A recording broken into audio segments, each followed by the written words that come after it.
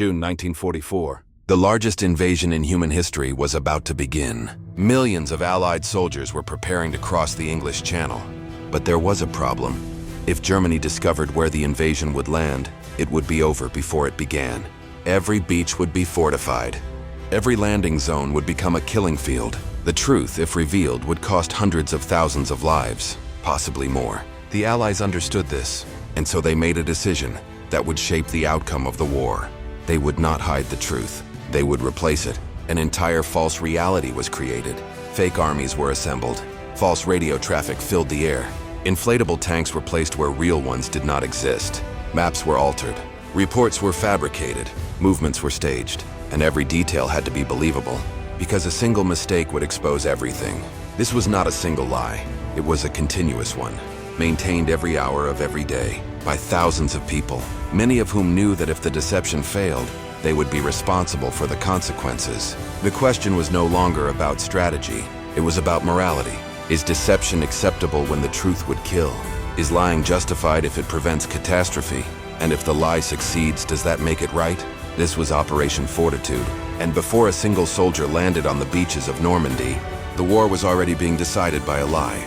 The success of the deception did not depend on technology.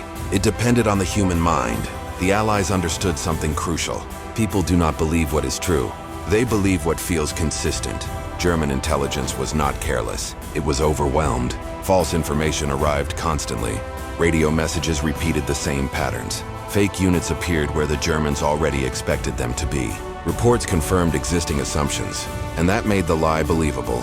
This is called confirmation bias, the tendency to favor information that supports what we already believe. Germany expected an invasion at Calais, so every signal pointing to Calais felt correct. Every contradiction was dismissed. Every warning about Normandy felt unlikely. The lie did not challenge belief. It reinforced it. And once belief is reinforced, skepticism fades. The deception became routine. Day after day, signal after signal, the fake army felt real because it behaved like a real one. Mistakes were simulated. Delays were staged. Imperfection was intentional. Because perfection would have raised suspicion. The people maintaining the lie lived under constant pressure. They could not contradict themselves. They could not relax. They could not stop. One inconsistency could collapse everything. And with it, the invasion. This was not bravery in combat. It was endurance under deception, the kind of pressure that never releases. Because the moment you stop lying convincingly, the truth arrives all at once. And when that truth arrived, it would arrive in gunfire. By early June, the deception was no longer preparation. It was daily life. The fake armies had to behave like real ones. They woke up on schedule. They moved equipment that did nothing. They sent reports that meant nothing. And every action had to look routine.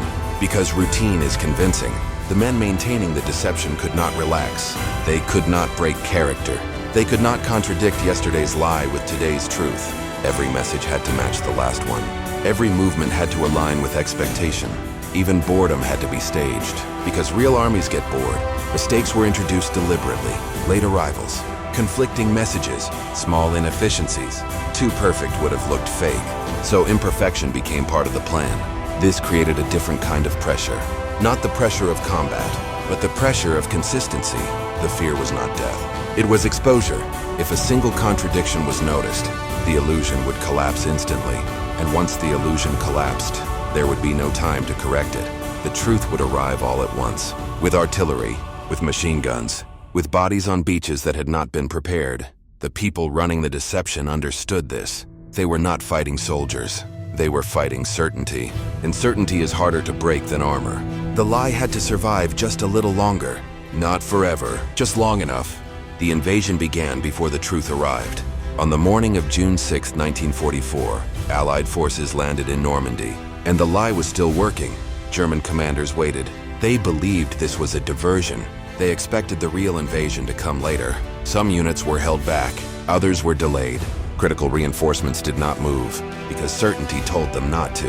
The false army still mattered, even as real soldiers fought and died on the beaches. Reports arrived from Normandy. They were questioned. They were minimized. They were compared against expectations. And expectations still pointed elsewhere. The deception did not stop the fighting, but it limited the response. Hours passed, then days, and with every delay, the invasion became harder to undo. By the time the truth became undeniable, the opportunity was gone.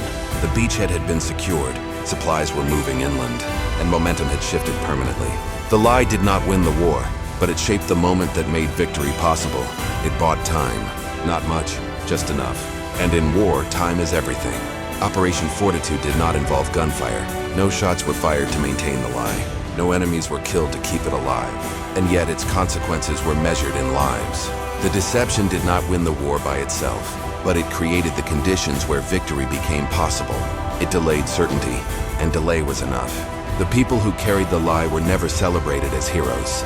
Many remained anonymous. Some never spoke about it at all. Because deception does not fit easily into moral categories.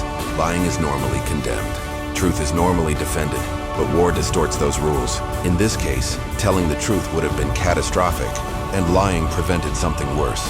That does not make deception noble, but it makes it necessary. History rarely asks whether an action was pure. It asks whether it worked, and whether the cost was acceptable. The lie worked. The cost was delay, and that delay changed everything. This story is not about clever tactics. It is about how belief can be stronger than weapons, how expectations shape decisions, and how certainty can blind even experienced minds. The most dangerous moments in history are not when information is missing. They are when people are sure they already know the truth, because certainty closes doors, and once closed, they are difficult to reopen. Sometimes history turns, not on firepower, not on courage, but on whether a lie survives just a little longer than the truth.